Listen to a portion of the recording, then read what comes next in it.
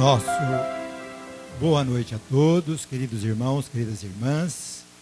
Muita alegria estar com vocês novamente. Agradeço ao coral pelas belíssimas músicas. É sempre uma satisfação muito grande a gente ouvir essas músicas serenas, com uma mensagem edificante. Esse mês é o mês de Kardec e a primeira música do coral nos diz de Kardec como uma carta, uma mensagem viva de Jesus. E nós vamos falar aqui também sobre outra mensagem viva de Jesus que veio até o nosso Brasil, o nosso país. É uma mensagem viva que é bastante famosa, vamos dizer assim. Todos sabem a respeito da existência de Eurípides Barçanufo, mas é difícil a gente assistir uma palestra falando a respeito deste grande personagem do espiritismo brasileiro. E nós vamos procurar então abordar, é uma vida muito rica, e no espaço que nos é reservado, vamos desenvolver então a vida e a obra de Eurípides Barçanufo, o apóstolo da caridade, conforme consta no livro de Jorge Rizzini, que é o livro no qual nos baseamos para fazer esta palestra. Eurípides Barçanufo, ele nasceu no dia 1º de maio, dia do trabalho, de 1880. Portanto, o Brasil ainda era um império. Faltava 9 anos para o Brasil ser proclamada a República. Nasceu em Sacramento, uma cidade que naquela época tinha apenas 2.000 habitantes e que hoje é uma cidade do tamanho aproximado da Ilha Solteira, aproximadamente 26.000 habitantes. Uma cidadezinha, então, de 2.000 habitantes apenas, e a comunicação com a cidade era feita através da estrada de ferro mogiana. Só que a estação dessa estrada de ferro, a estação ficava a 14 quilômetros da cidade. Portanto, e naquela época não tinha carro, a pessoa tinha que ir a cavalo, de carroça, de charrete, e demorava aí em torno até às vezes horas para a pessoa poder se deslocar até a estação, pegar o trem, ir para Franca, ir para Ribeirão Preto, ir para qualquer uma outra cidade, Uberaba. E eram pais de Eurípides Barçanufo, o senhor Hermógenes Araújo, também conhecido como Senhor Mojico, e a dona Jerônima Almeida, também conhecida como Dona Meca. Tiveram 15 filhos. 8 mulheres e 7 homens.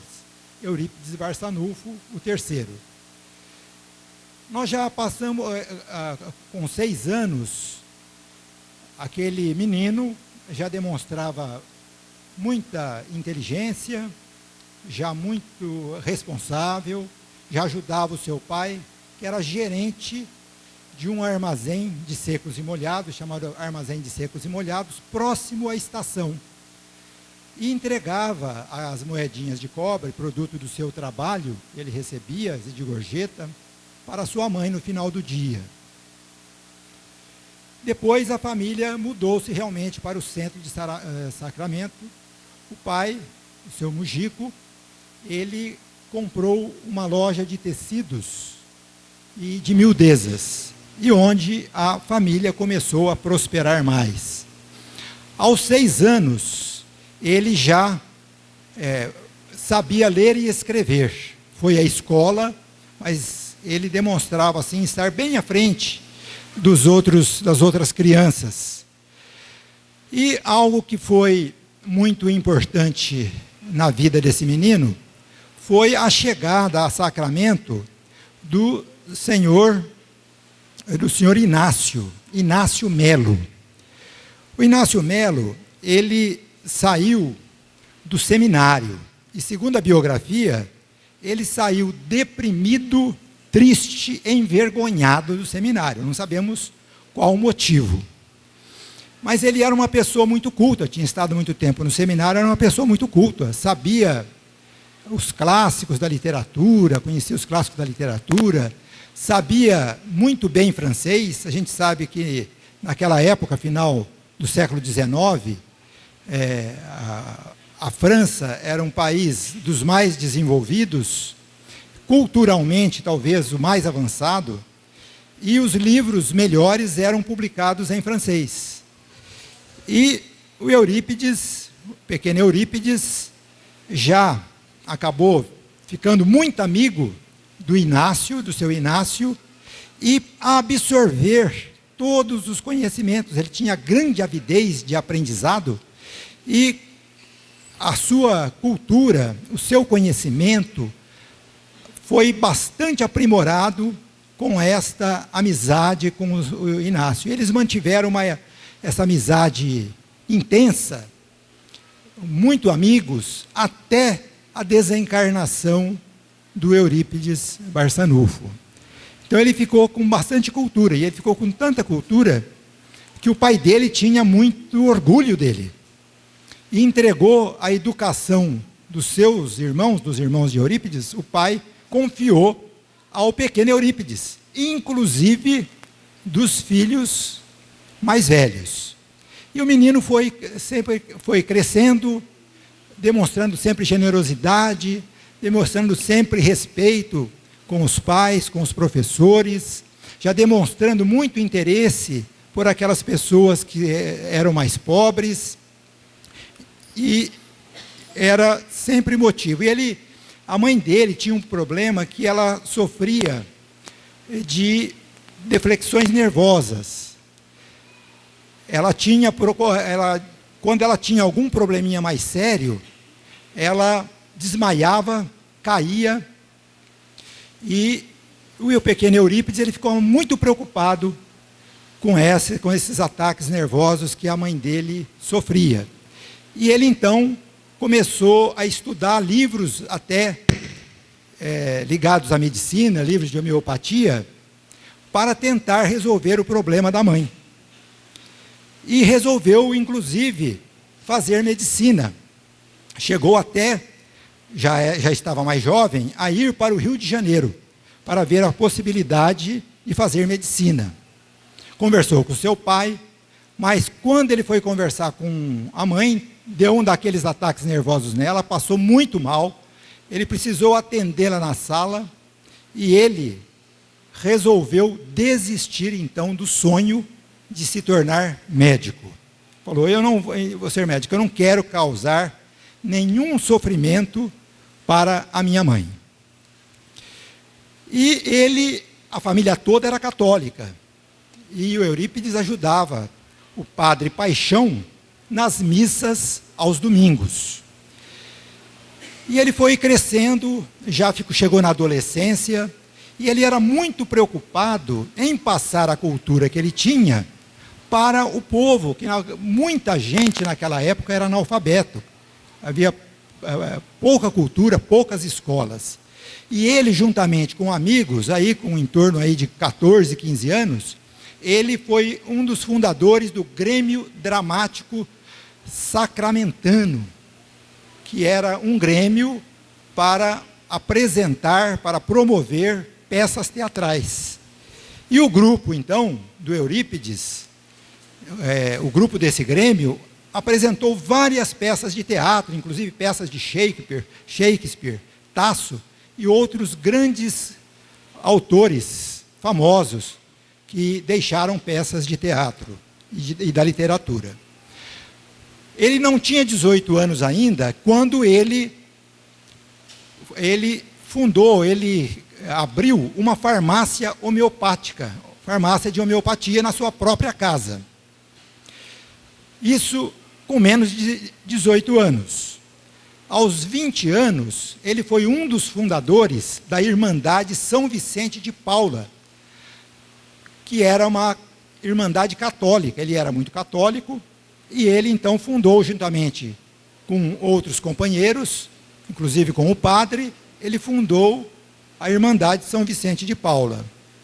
Aos 21 anos, ele fundou a Gazeta de Sacramento, o primeiro jornal semanal lá de Sacramento.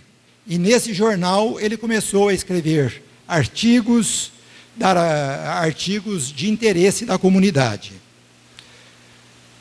Com 22 anos, ele foi um dos fundadores da primeira escola de ensino médio e superior de Sacramento, o Liceu Sacramentano. E ele se tornou um dos professores do liceu. Ele dava aula de francês e de geografia. E ele começou a se dedicar bastante ao magistério, porque ele dizia que a transmissão de educação e carinho às crianças e jovens era uma verdadeira missão evangélica. E ele, desempenhando tantas funções, fundando tantas entidades, inclusive as pessoas chegavam, ele já estava aí com 22 anos, naquela época as pessoas casavam cedo, namoravam cedo, casavam cedo, e já falavam para ele se ele não iria casar. E ele falava, não, eu sou casado com a pobreza, eu não vou casar. E seu nome ficou muito conhecido pelo povo.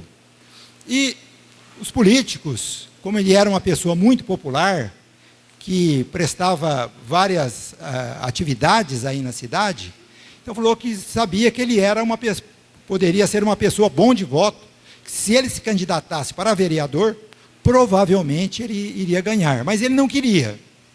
Mas o pai dele insistiu tanto para ele se candidatar a vereador, dizendo que seria uma honra para a família ele se candidatar a vereador, que ele acabou se candidatando a vereador e realmente ganhou, como era previsível. Então ele, com 22 anos, ele tinha 5 funções. Ele era professor do Liceu Sacramentano, ele trabalhava com seu pai como contabilista, como contador da empresa, ele trabalhava como jornalista na Gazeta de Sacramento, ele trabalhava também como secretário da Irmandade São Vicente de Paula e agora como vereador. Com 23 anos, ele teve o primeiro encontro com a Bíblia. Agora, um outro padre, que é o padre Maia, deu-lhe uma Bíblia, porque naquela época também, a leitura da Bíblia era quase que um privilégio do pessoal da igreja, dos padres, daqueles que realmente exerciam a função sacerdotal. A grande maioria das pessoas não conheciam a Bíblia, ia à missa, frequentemente a missa era rezada em latim, ou seja, ninguém entendia nada do que sabia o que estava na Bíblia. E ele então se interessou em ler a Bíblia, particularmente nas bem-aventuranças. Mas ele não entendeu as bem-aventuranças. Bem-aventurados os que choram, porque serão consolados. Bem-aventurados os misericordiosos, porque obterão misericórdia. Bem-aventurados os mansos, porque herdarão a terra. Bem-aventurados os pacíficos, porque serão chamados filhos de Deus. Então ele não entendia como poderia ser bem-aventurados os pobres, os que choram. Perguntou para o padre Maia, mas não obteve uma explicação satisfatória. E continuou no seu trabalho comunitário, ajudando grandemente, principalmente as famílias carentes, lá de Sacramento. Acontece que membros da família dele, alguns tios, por exemplo, participavam já de reuniões mediúnicas na fazenda Santa Maria, que ficava também, por coincidência, à mesma distância da estação, só por outro caminho, a 14 quilômetros do centro de Sacramento. E tinha um tio dele que sempre ia para Sacramento, morava na fazenda, ia para Sacramento e se hospedava na casa do Eurípides, na casa do seu pai, que era o senhor Mariano da Costa Júnior, da Cunha Júnior, também conhecido como tio Senhor. Então, o tio Senhor, ele sempre se hospedava lá, ficava lá, dormia, inclusive, a própria cama, o Eurípides cedia para o tio dormir. E num desses dias, que ele estava lá à noite, o Eurípides perguntou para o tio: o senhor, que já foi materialista, está agora ligado a essa doutrina, quando falavam do espiritismo, os padres falavam doutrina de Satanás. Ele não chegou a falar doutrina de Satanás. Mas como isso foi possível? E o tio, então, senhor, falou: olha, são essas coisas do destino. E, por coincidência, o tio carregava um livro, estava com um livro debaixo do braço, que era o Depois da Morte, do Leon Denis. Falou: olha, sobrinho, você sabe que eu não sou um homem de grande cultura, igual você, mas eu estou com esse livro, se você quiser lê-lo, então pode ficar com você o livro.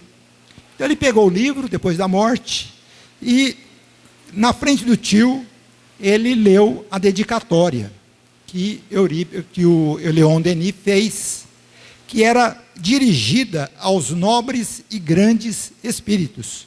E essa dedicatória do livro Depois da Morte, feita pelo Leon Denis faz essa dedicatória aos nobres e grandes espíritos que me revelaram o mistério augusto do destino, a lei do progresso na imortalidade, que consolidaram em mim o sentimento de justiça, o amor, a sabedoria. E aí vai a dedicatória. E ele falou para o tio: nossa, tio, que curiosa, né, essa dedicatória.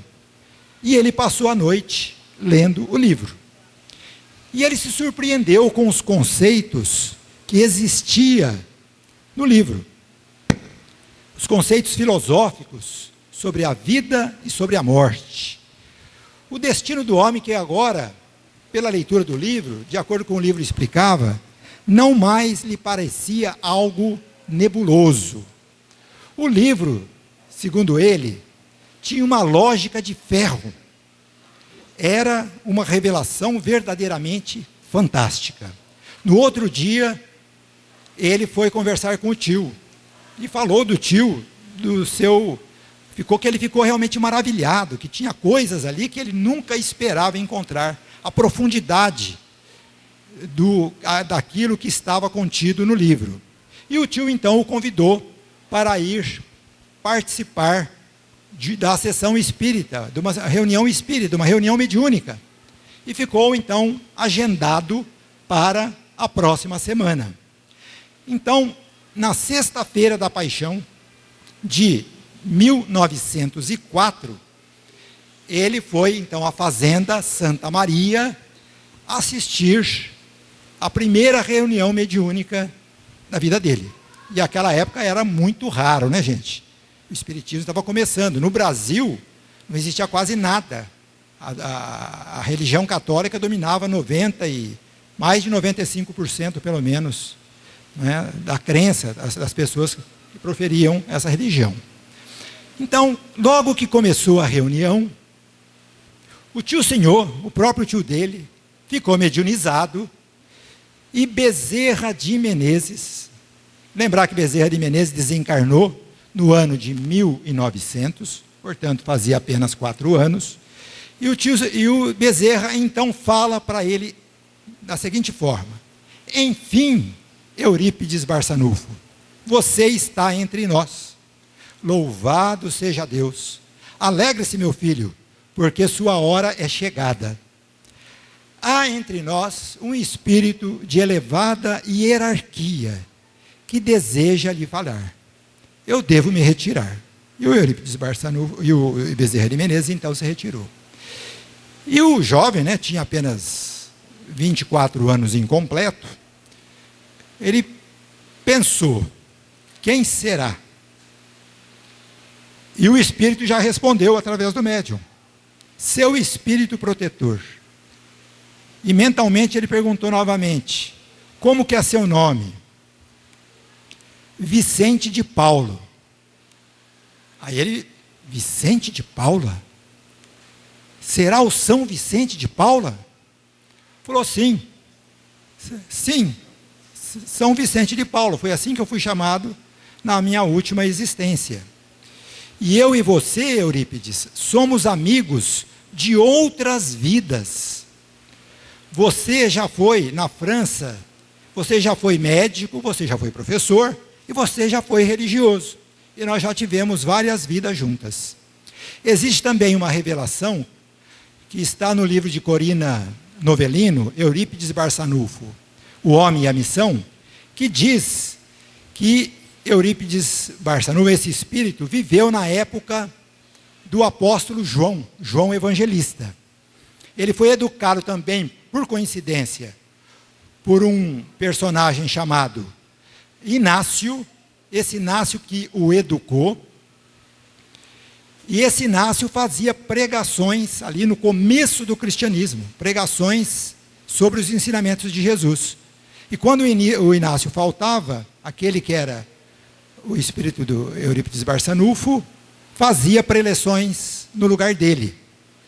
E, segundo essa revelação nesse livro da Corina Novellino, que foi, diz ela, que foi Emmanuel que disse isso para o Chico, ele foi martirizado nessa época, portanto, naquelas épocas recuadas ali do cristianismo nascente. Então, já tinha sido um mártir, já do cristianismo.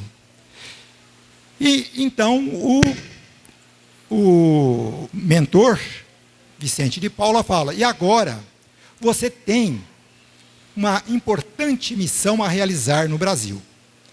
Lendo o livro de Leon Denis, você recordou ensinamentos que você já conhecia. Sabe você agora que a verdade pregada por Jesus não está na religião católica. Pois bem, meu filho, apesar da Irmandade ter o meu nome, eu lhe dou como primeiro conselho, você se afastar da Irmandade. E o segundo conselho, não esconda a sua posição religiosa. Pelo contrário, propague a sua nova crença aos quatro ventos. Este é o meu segundo conselho. Nada tema, porque eu o assisto desde o seu nascimento. Mas que missão eu devo cumprir? Indagou Eurípides. E São Vicente de Paula disse, os Espíritos do Senhor realizarão com você diversos trabalhos. A caridade, meu filho, deve ser a nossa bandeira. O trabalho principal seu será o de curar, e Bezerra de Menezes o auxiliará nessa tarefa. Tudo está planejado. E Jesus, em verdade, é quem nos dirige. Após essa comunicação de São Vicente de Paula, Jason, que era um médium analfabeto, deu uma comunicação sobre o amor ao próximo, mas em francês. Idioma que Eurípides conhecia perfeitamente. A seguir, o caboclo Aristides fez uma explicação, uma explanação a respeito do Sermão da Montanha. E segundo comentam, foi o próprio João Evangelista que explicou o Sermão da Montanha. Uma mesa de 3 pés começou a se deslocar pela sala, para lá e para cá, até a subir escada. Começou a responder questões, perguntas formuladas por aqueles que estavam presentes na reunião. Eurípides começou a ouvir vozes que surgiam do teto, que surgiam próximo ao chão, que surgiam na parede, que surgiam muito próximo a ele. E ele, agraciado com tantos fenômenos espirituais, fez uma prece e percebeu que seu espírito se desprendeu do corpo, quis falar com o tio senhor, mas não pôde. Concentrou-se em Jesus, mas seu espírito deixou aquele ambiente. Ele recostou a cabeça na mesa e se afastou do local.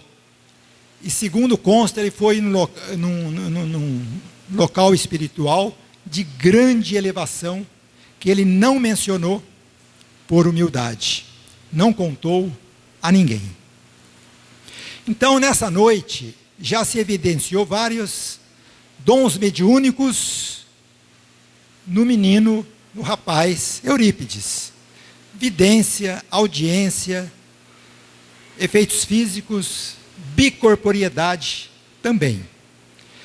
Terminada a sessão, aquela sessão mediúnica memorável, na Sexta-feira da Paixão, de 1904, ele abraçou o tio senhor, Eurípides abraçou o tio senhor e pediu perdão. Mas por que você sempre foi muito respeitoso comigo?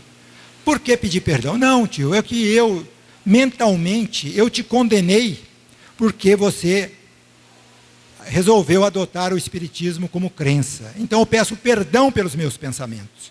Tio, e eu quero visitar o Carlos agora. Mas, Eurípides, já é noite. O Carlos mora no meio do mato.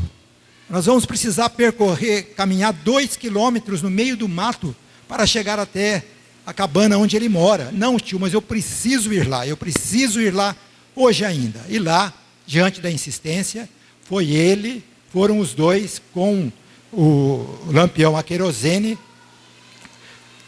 na direção de Carlos.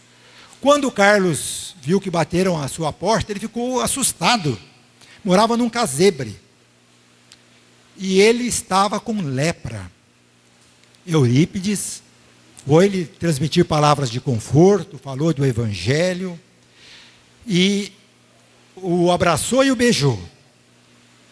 E ele fez aquela visita, foi necessário, porque também ele, quando ele estava lá em Sacramento, ele não teve coragem de visitar, porque evidentemente lepra é uma doença contagiosa, ele estava lá isolado, doente, mas ele teve fé, teve coragem para ir lá levar a palavra de alento e de conforto para esse, eu não sei se era parente dele mesmo, chamado Carlos. E no dia seguinte, então, ele voltou a Sacramento. Voltou renovado, com uma outra disposição.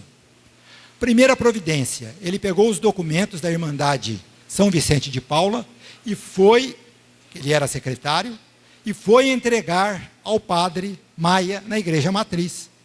O padre levou um susto. Você está louco? Deixar a doutrina de Deus pela do diabo? O que houve? Um homem de cultura como você ir para uma doutrina que tem práticas diabólicas? Você está endemoniado? E falou muita coisa para ele, tentando demovê-lo, ficou até um pouco agressivo, mas ele se manteve, o Eurípides se manteve muito calmo. Falou, não, é que realmente eu agora sou espírita. E a amizade continua a mesma, pode ter a certeza que você tem em mim um amigo. Depois foi contar para a mãe e para o pai. A mãe, quando ele falou que virou espírita, a mãe também teve aquele desmaio que era costumeiro dela. Mas aí ele já percebeu, no desmaio que deu, que causava o desmaio era um espírito obsessor. Então ele já identificou perfeitamente a causa daquele distúrbio nervoso da sua mãe. E depois foi contar para o pai. O pai falou, meu filho, você vai ficar louco. Falou, não, o espiritismo é que cura os loucos.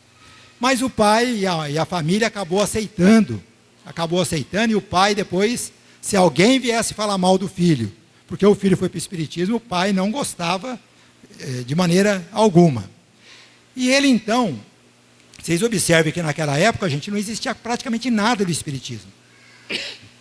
Então, ele começou a propagar a doutrina num bairro lá bem pobre de Sacramento, chamado Zagaia. Era um bairro bem pobre. E ali tinha uma rua chamada Rua Rego, que havia um descampado, um local assim ermo, onde tinham 3 cruzes para simbolizar o Calvário. E ali ele colocou uma pedra relativamente grande, existia ali. Então ele ficava sobre a pedra e ia fazer a pregação do Evangelho. Lia um trecho do Evangelho segundo o Espiritismo e depois fazia o comentário. E foi assim, todos os sábados, uma vez por semana, lá ele ia sozinho para ler o Evangelho, um trecho do Evangelho e fazer a explanação. Mas ele era uma explanação que começou a atrair muita gente, porque ele falava com tanto entusiasmo, com tanta eloquência, que foi atraindo gente, porque quem estava por trás dele, o inspirando, não era nada mais, nada menos que o próprio mentor, São Vicente de Paula, e o Santo Agostinho, que são membros da equipe do Espírito de Verdade.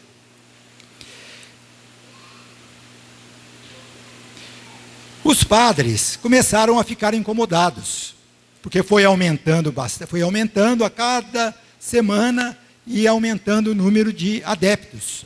Ele também já era uma pessoa que gozava de bastante respeito. E os padres redobravam no púlpito a campanha de descrédito contra Eurípides. E foi tanta a pressão, e ele se tornou o professor e o dirigente mais importante do Liceu Sacramentano, que era a escola de ensino médio, lá de Sacramento. Mas os padres fizeram uma campanha para os alunos saírem. Depois fizeram uma campanha para os professores saírem. E, infelizmente, graças à pressão do clero, o Liceu Sacramentano acabou sendo fechado. O médium, todavia, jamais... Obrigado, querida. Obrigado.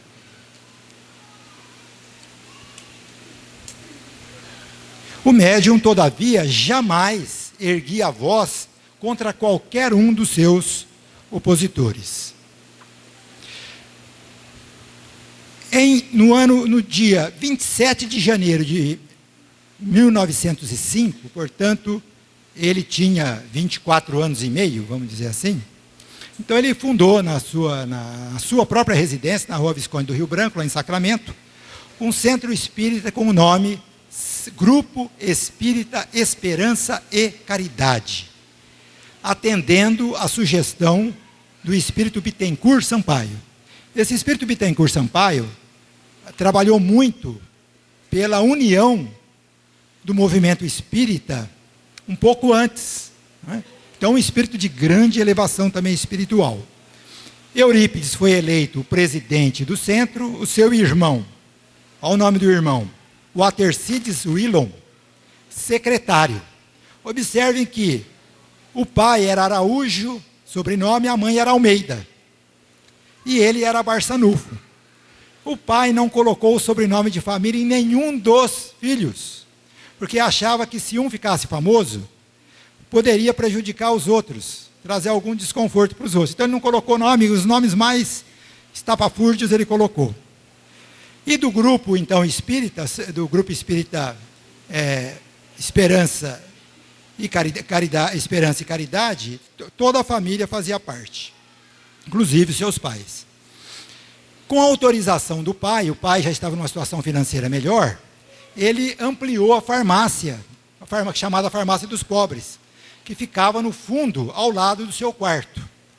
E aumentou muito o movimento da farmácia. Distribuía muito remédio, tanto é que ele colocou para as suas 3 irmãs para também trabalharem. E elas trabalhavam na parte de colocar os rótulos e a prescrição, a dose que se devia tomar. E ele falava, vocês tomem muito cuidado, porque se tiver alguma coisa errada, vocês vão ouvir batida no vidro, ou vocês vão ouvir batida em algum móvel. E isso diz que realmente acontecia. Quando havia algum erro, ouvia batidas. Então o Liceu Sacramentano encerrou suas atividades. Mas, no seu lugar, surgiu um novo estabelecimento educacional. O seu Mojico, pai, inspirado pelo alto, comprou uma casa com um vasto terreno e deu-a para o filho em março de 1907. O prédio não era muito grande, nem novo, Mas Eurípides já verificou naquele prédio que ele recebeu do pai a possibilidade de formar uma nova escola. E ele começou então a trabalhar para isso. Iria fundar uma nova escola de ensino médio e superior, como era chamado. E próxima inauguração, já organizou, limpou, arrumou, fez os devidos reparos. Então, numa das noites que já estava aproximando da inauguração, ele começou a meditar sobre o fechamento do Liceu Sacramentano, sobre a campanha difamatória que ele vinha recebendo, e ele fez uma prece tão comovedora de agradecimento, que essa prece chegou às esferas superiores. E no quarto dele, diz que desceu uma luz fulgurante. E Eurípides então começou a deslizar o lápis sobre o papel. A mensagem era de Maria, mãe de Jesus, estimulando a enfrentar com muito amor os seus opositores, pois ele triunfaria na sua tarefa. E a própria Maria, nessa mensagem, aconselhou a ele dar ao colégio o nome de Allan Kardec. E assim, no dia 1º de abril de 1907, foi inaugurado o primeiro colégio espírita do mundo, o Colégio Allan Kardec. Os alunos, além das disciplinas tradicionais de ensino médio, biologia, física, química, matemática, etc., eles tinham aulas da doutrina espírita, do Evangelho segundo o Espiritismo, do Livro dos Espíritos. Além disso, as aulas eram um grande conteúdo de aulas práticas. Ele levava os alunos no próprio campo para ter as aulas de botânica. Ele, à noite, com telescópios, ele olhava o céu para ensinar a respeito do sistema planetário, de física. Então, eram aulas que eram de cunho eminentemente prático. E a fama do colégio foi extrapolando a cidade. Vinha gente de Franca, de Uberaba, de Ribeirão Preto, de diversas cidades, para estudar no colégio. O colégio passou a ser um colégio modelo. E o número foi aumentando por 3 motivos. Primeiro, pela pedagogia avançada do colégio, pela moral ilibada do diretor, que era muito estimado. Segundo, porque lá em Sacramento só existia aquela escola de ensino médio e superior.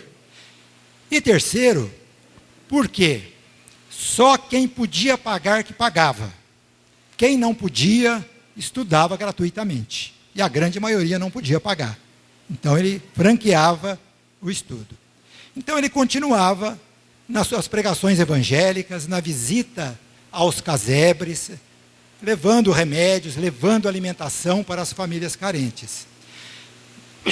E sob a tutela de espíritos muito elevados, como Santo Agostinho, como Bezerra de Menezes, ele começou a fazer muitas curas. Naquela época, hoje o câncer é a doença terrível aí da nossa época, os infartos, as doenças cardiovasculares, não era assim naquela época. Quais eram as doenças terríveis? Era a lepra e era a tuberculose. Então, a pessoa que tinha lepra e tuberculose já estava quase morta, né? E ele começou a fazer muitas curas de lepra e tuberculose. E a fama dele foi se espalhando, não só em Sacramento, como em outras cidades. Começou a surgir muita gente. Sacramento começou a encher de gente que vinham de trem até ali, ou vinham de carroça, vinham de cavalo. Os hotéis já não estavam dando conta. E começou a surgir pensões. Inclusive teve padres que criou pensões para atender a essa demanda trazida pela procura do médium Eurípides Barçanufo. Então ele fazia muitas curas. Mas ele também não só curava doenças, como a lepra e a tuberculose, e como também ele curava os chamados loucos, Então, diz que em um dia, um rapaz de meia idade, muito forte, negro, ele estava furioso, agredindo todo mundo, verdadeiramente enlouquecido. Precisaram 6 homens para contê-lo, para segurá-lo e amarrá-lo com um arame. O que se podia fazer? Não tinha o que fazer. Mas alguém sugeriu, vamos levar lá para o professor Eurípides.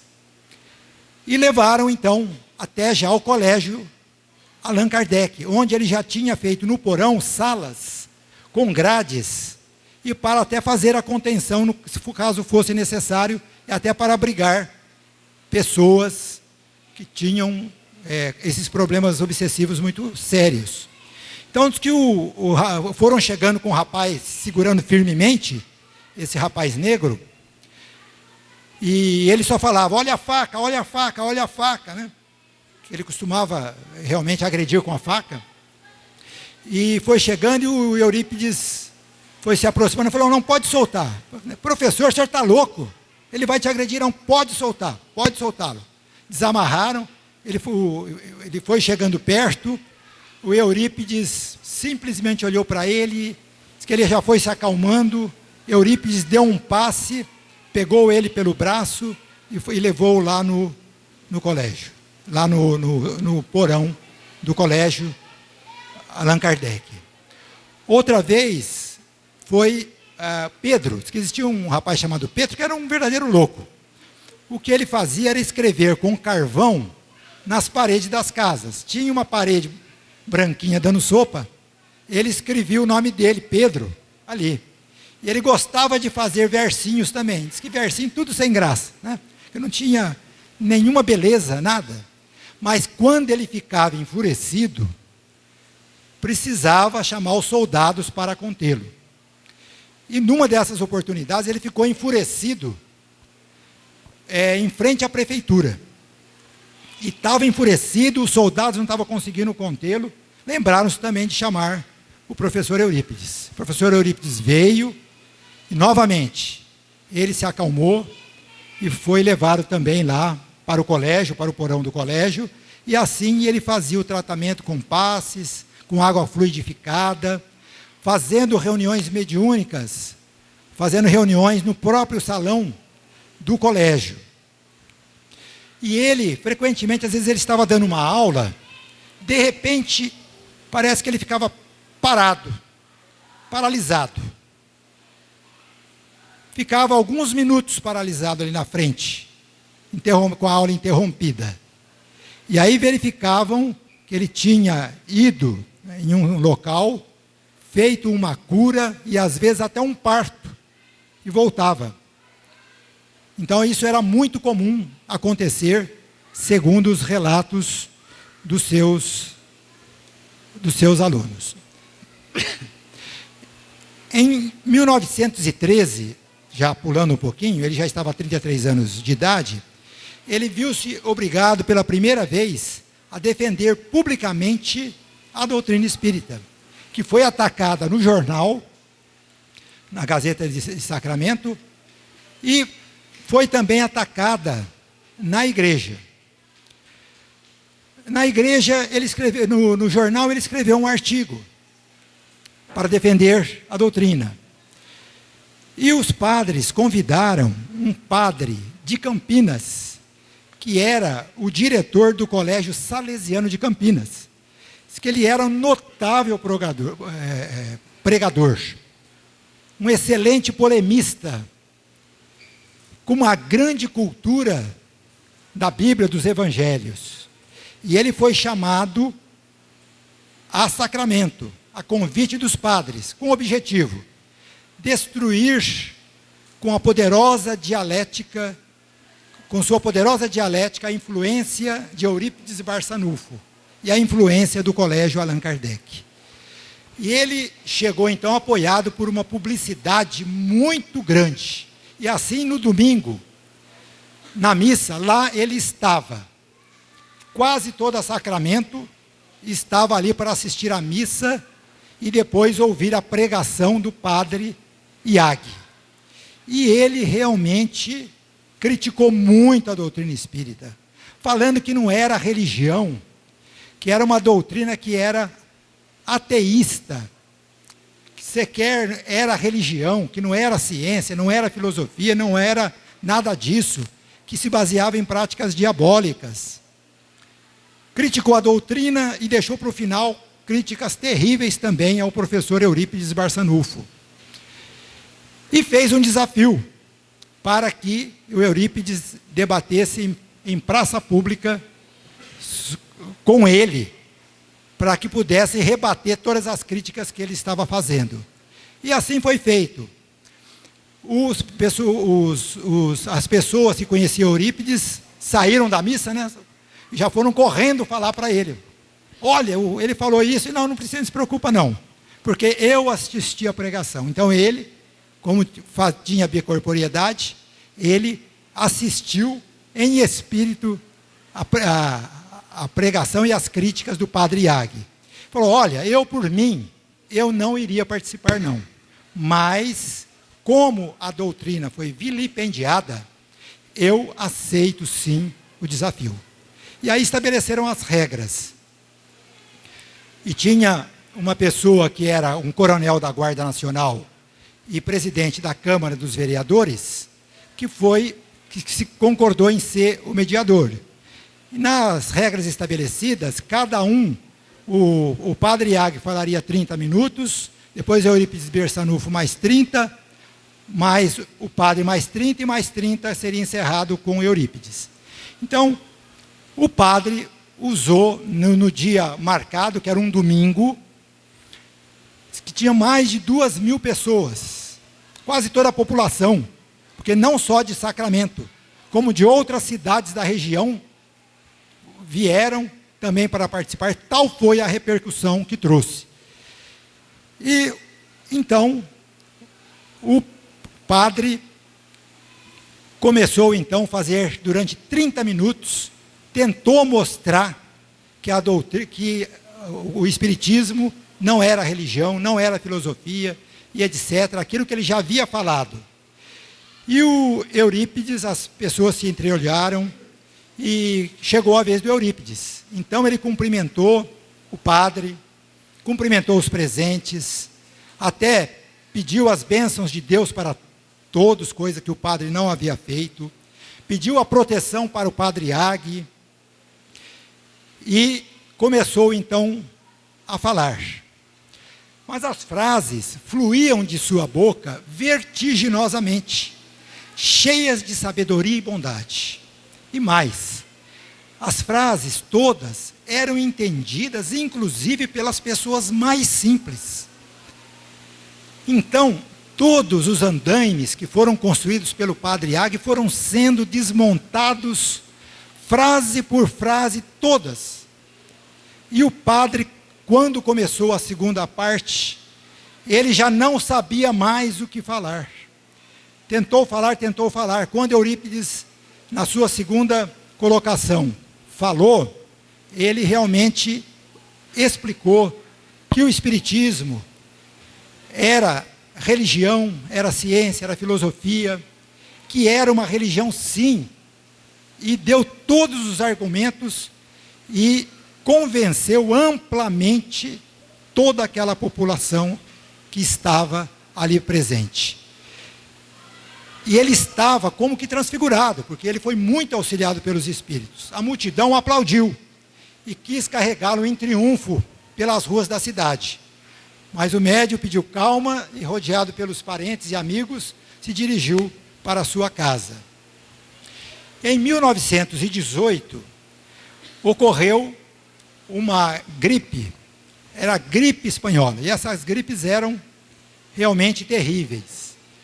E Eurípides, no dia 23 de outubro de 1918, contraiu essa gripe espanhola. E foi realmente muito atacado. A febre era altíssima, a dor muito grande. E na madrugada de 1º de novembro, ele estava extremamente debilitado. A fisionomia alterada, muita febre e dor. Os olhos ficavam sempre semiabertos. Uma lufada de forças sublimes tomou-lhe a cabeça, estancando o avanço da enfermidade. O doente, então, repentinamente abriu os olhos, recostou-se melhor no leito e observa uma luminosidade vinda do alto. Mesmo tremendamente abatido, emociona-se até as lágrimas. Uma suave cantiga de sua predileção assoma-lhe ao ouvido. Dilatou-se sua visão. Em meio ao clarão das energias refazentes, começou a observar um vulto feminino que se aproximava, irradiando imensa luz. Eurípides, servo do Cristo, sabes quem sou? Surpreendentemente refeito, ele responde: és tu, Mãe Santíssima, tão jovial e bela. Eurípides, mestre de sacramento e servidor do amor, Jesus convoca-te a novos rumos. Uma classe de aprendizes empedernidos pede educação e luz. Mas que fazer, Maria Santíssima? Uma obra de esperança e promessa encontra-se à sua espera. O Senhor compassivo, no entanto, permite-te a continuidade junto ao templo corporal. Queres a cura ou aceitas a vereda da esperança? Mãe amantíssima, falou Eurípides aos prantos, faça-se em mim a vontade do Pai. Então, filho amado, recebe a unção prometida pelo teu Senhor. Mensageira bendita, quem são os sofredores a que te referes? São inúmeras almas rebeldes que amam ao Cristo. Por quem chorou o Senhor naquela noite de abençoado encontro contigo? E ela estava se referindo numa saída do corpo de Eurípides Barçanufo. Eurípides se deslocou, ele se sentiu, era madrugada, e ele se sentiu indo, subindo, em direção aos páramos celestiais. Parece que braços intangíveis o levavam para cima, ele queria retornar ao templo físico, mas não conseguia. Os braços levando sempre para o alto, até que ele chega numa campina verdejante. Olha e vê ao longe, naquele ambiente magnífico, de intensa luz, sentindo uma imensa emoção, vê um homem que parece meditar. E o magnetismo daquele homem o atrai. E ele então vai seguindo em direção àquele homem. Mas chega no momento em que se fala: até aqui, daqui você não pode mais seguir. Ele olha mais de perto e vê que é o próprio Jesus. E ele então abaixa a cabeça e se coloca em prantos, porque acha que não merece tão elevada honra, e sente uma emoção imensa, prorrompendo num pranto copioso. E chora, e lembra da vida de Jesus, lembra dos seus exemplos, lembra da crucificação, lembra dos numerosos templos que foram consagrados ao Mestre, e se emociona. E não sente que tenha mérito para estar ali perto do Mestre.